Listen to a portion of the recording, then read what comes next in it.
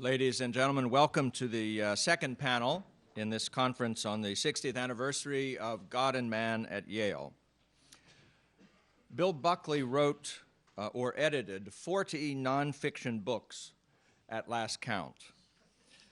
Cancel Your Own Goddamn Subscription was the last to be published during his lifetime, and two appeared posthumously, Flying High, Remembering Barry Goldwater, and finally, The Reagan I Knew. As his son Christopher said, Bill Buckley published more books when he was dead than many authors do alive. But God and Man at Yale was the first. Unlike many of Bill's later works, this one remains in print 60 years after its publication. Our panel this afternoon will discuss why, not as a publishing matter, but as an intellectual one, this should be the case. What is living and what is dead in the thought of God and man at Yale? Why and to what extent does it remain relevant to man and even to Yale? Trusting God and the author to settle the third matter between themselves now. A peculiarity of the book, as was noted in the first panel, is that Bill Buckley doesn't describe himself, certainly not consistently, as a conservative in this book. He calls himself a Christian individualist. The only thing he repeatedly identifies as conservative is Yale, or rather Yale's reputation as, quote, a citadel of conservatism, unquote. Whatever one makes of the difference that 60 years has wrought at Yale and elsewhere, no one would be moved to think of Yale now as a citadel of conservatism, either by reputation or in reality. To discuss these questions and their ramifications, we have three excellent panelists this afternoon, and my principal duty is to introduce them. Midge Decter is neoconservative royalty, the wife and the mother of the editor of Commentary magazine. It's a neat trick. That's right, that's two successive editors of Commentary magazine, which I think makes a dynasty. In her own right, of course, she is a distinguished critic of contemporary morals and politics. She was the executive director of the Committee for the Free World, which disbanded after it had saved the free world. She's the author of, among other books, An Old Wife's Tale, and serves as a board member of the Heritage Foundation. Roger Kemble, who'll speak second, wears an amazing number of hats. He is the publisher and the president of Encounter Books, one of the best conservative publishers in the country. He is the he's the editor and the publisher of the New Criterion, the distinguished magazine of cultural criticism.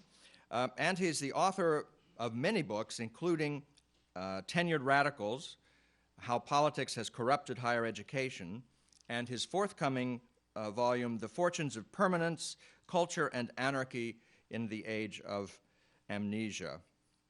With Linda Bridges, who is here and will be chairing the third panel this afternoon, Mr. Kimball edited Athwart History, the sprightly and indispensable anthology of Bill Buckley's writings that appeared last year. Our third speaker will be R. Emmett Tyrrell, the founder and editor-in-chief of the distinguished magazine, The American Spectator. He has written many provocative books, and certainly none more provocative than the New York Times best-selling Boy Clinton, the political biography. His latest volume, which came out just a few months ago, is called After the Hangover, The Conservatives' Road to Recovery. Ladies and gentlemen, we'll begin with Midge Decter. Thank you. Can you hear me? I never live at peace with this technology. So. It's difficult for me to tell you adequately just how delighted I am to be here on this occasion, especially here in New Haven, where I have not been since sometime in the winter of 1970 on a few days' visit, whose sights and sounds, I will confess to you, have never quite left me. The occasion I'm speaking of took place during what was either the first or second year. I can't remember anything, and I certainly can't remember that. The first or second year that young women had first been accepted as undergraduates in this school.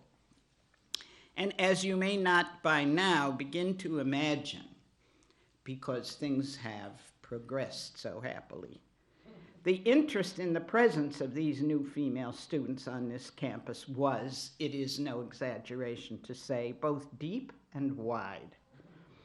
I had been invited by Yale to spend some time here as a visiting journalist, which meant, in my case, that I was then working as an editor on a certain national monthly magazine, which had recently, with no more than a mild degree of accuracy, acquired the reputation of being what in those days was called a hot book.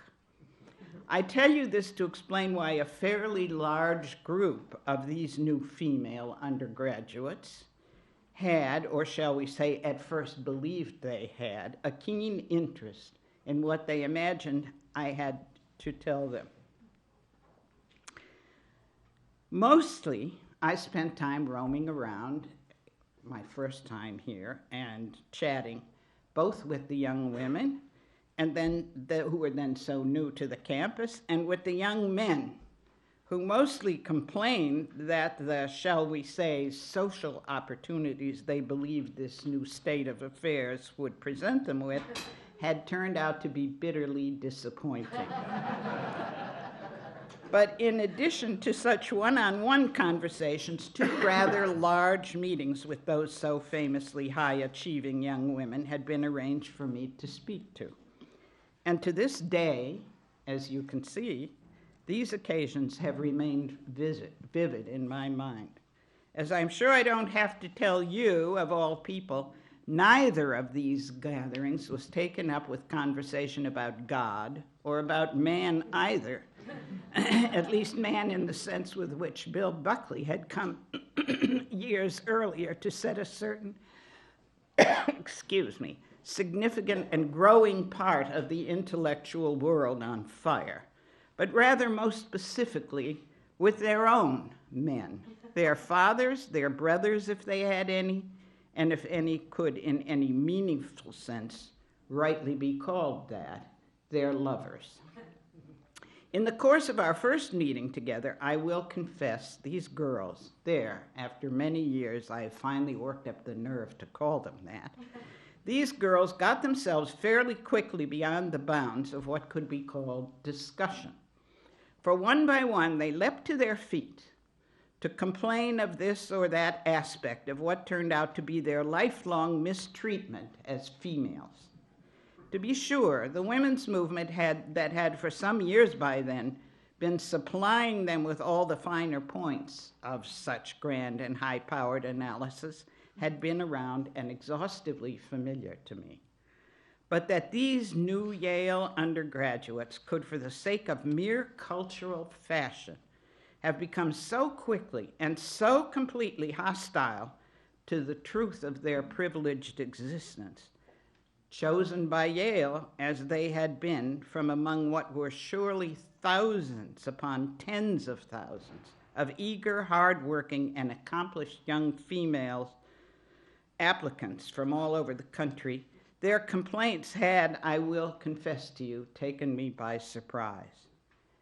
Arrogant and snooty and sure of themselves, had I thought I might find them?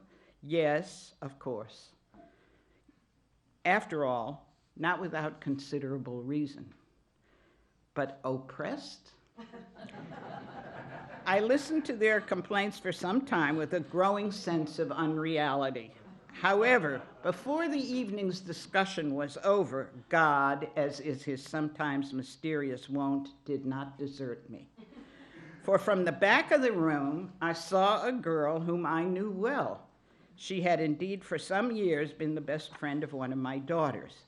I saw her stand up and declare that she had, since her earliest days in the cradle,